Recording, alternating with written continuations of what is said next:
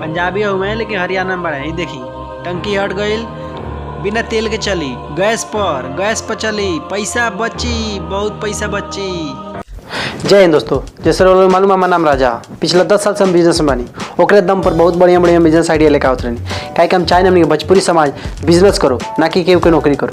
तो आज के बिजनेस आइडिया कुछ अलग बा, बहुत अलग बा, नया, एकदम नया बिजनेस आइडिया बा। जो उनके हमने के भोजपुरी समाज, तो भोजपुरी समाज है पूरा इंडिया में कहीं नहीं के चलल।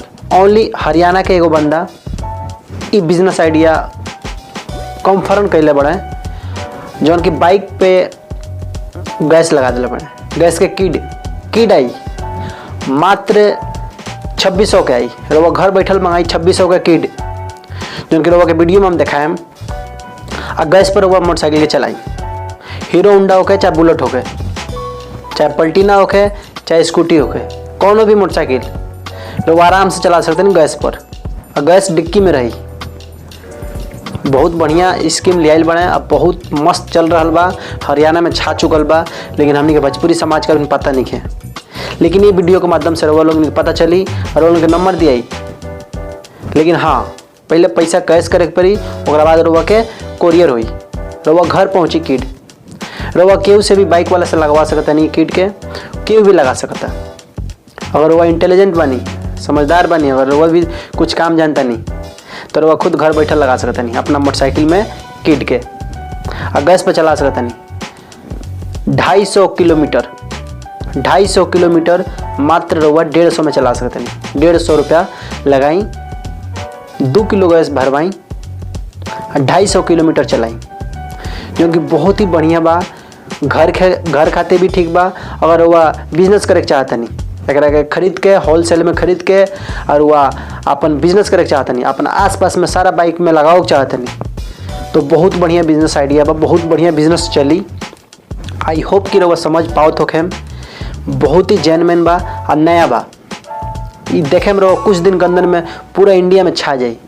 काहे कि पेट्रोल इतना महंगा हो गई बा कि लोग के हालत बुरा हो गई बा। तो यही से ये बिजनेस आइडिया बहुत अच्छा बा। किड लगाई अपना बाइक में, मोटरसाइकिल में अपना किड लगाई, पूरा दिन मोटरसाइकिल के दौड़ाई मात्र 150 रुपये में, सवेरे से लेकर शाम तक। 250 किलोमीटर कोनो कम ना होला। 250 किलोमीटर बहुत ज़्यादा हो गई। 250 किलोमीटर वो चलाई 150 रुपये में, मात्र 150 रुपये में। जबकि रउआ कुछ देर में ही 1-1.5 घंटा में 100 के तेल खत्म हो जाला। वो हीरो होंडा में 1-1.5 घंटा नीमन से चला दी तो खत्म हो जाए। लेकिन पूरा दिन चलाई 150 में, 150 रुपये लगाई, पूरा दिन चलाई गैस पर। हाँ, वो में सिस्टम बा, ऐठे वाला सिस्टम रही तो रउआ तेल पे भी चला सकते नहीं। जैसे गैस खत्म हो तो तेल पर चला सकते नहीं, तेल खत्म हो तो गैस पर चला सकते नहीं, लेकिन गैस पर चला सकते नहीं। बहुत बढ़िया बिजनेस बा। घर खातिर भी बहुत बढ़िया बा। जैसे रउआ अगर तेल बचाओ चाहता नहीं तो एक किट के मंगाई, घर बैठल मंगाई 2600 में, GST हर चीज़। रउआ घर बैठल आई, 2600 रुपये लगाई, घर बैठल किट मंगाई, अपना बाइक में लगाई, मोटरसाइकिल में लगाई, लगा के तेल के बचत करी। हाँ, हमें बहुत बढ़िया सिस्टम ही बा कि रउआ घर के गैस से भरा जाइए, कहीं जाए के ना पड़ी। घर में जौन सिलेंडर बा गैस के, उससे रउआ खुद भर सकते नहीं। रउआ के उसे भरवा ना जाए, वो में हर चीज़ मिली। वो किड में जौन डिब्बा बा, वो में हर चीज़ मिली रउआ के।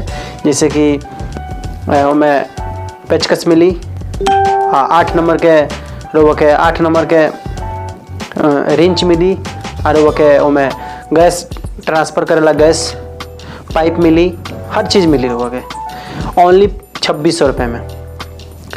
होम डिलीवरी करके घर रउआ पहुँचा के 2600 में दिया। बहुत ही बढ़िया, बहुत ही जेन्युइन आइडिया भाई। रउआ लोग आई होप कि अच्छा लागत हुई। हम बाकी वीडियो में दिखावत नहीं कितना बढ़िया फर्स्ट क्लास चल रहा बा गैस पर मोटरसाइकिल। ना एमें बैटरी लगल बा, ना एमें कोनो ऐसा तेल के सिस्टम बा, कोनो ऐसा सिस्टम नहीं। टंकी हटा के रउआ के दिखावल जाए।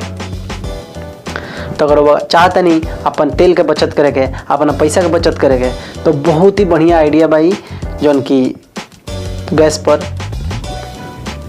बना दिले बने। अब बहुत अच्छा लागल हमरो मिल के देख के, बहुत अच्छा लागल। तो आई होप कि रउआ के ये अच्छा लागल हुई, ये वीडियो भी अच्छा लागल हुई। अगर ये नेक्स्ट वीडियो में मिलल एकरो से बढ़िया बिजनेस आइडिया लेके। I hope. जय हिंद। ये देखी लोगन टंकी के अंदर में गैस बा बहुत ही बढ़िया। देखी 3 किलो के गैस बा लेकिन एमे 2.5 किलो गैस आटेला। एमे 2.5 किलो आला। देखी गैस चला के देखा तो ना गैस है, घर के गैस है जौन हमने के किचन में रहेला गैस सेम वो गैस है। बहुत ही बढ़िया बा, पैसा बचाई। ये देखी केहू भी डाल सकता घर में रहो जाके किचन में वो टंकी के ले जाके घर में किचन में अपना खुद अपना हाथ से भर सकते नहीं। देखिए रहो भर के दिखाए में ये हुआ हरियाणा के। बाकी जौन पंजाब के रहा में वो गाड़ी चले में शुरू में तो देखी बिल्कुल आसान बा, केहू भी भर सकता, आसान बा बिल्कुल। देखी पलट दी बस हो गई, भरा गई। पैसा बचाई, नंबर लगाई, अब बिना टेंशन के किट मंगाई। लेकिन हाँ एगो जरूरी बात ही बा कि रउआ परेशान मत करी फोन करके, फोन पर परेशान मत करी काहे कि पहले पैसा रउआ के जमा करे के पड़ी तबे किट आई। बाकी कब फोन ना लगे तो रउआ व्हाट्सएप पर हाई लिख दी, जरूर वहाँ से रिप्लाई आ जाई। टेंशन मत ली, जरूर रउआ के भी किट मिली।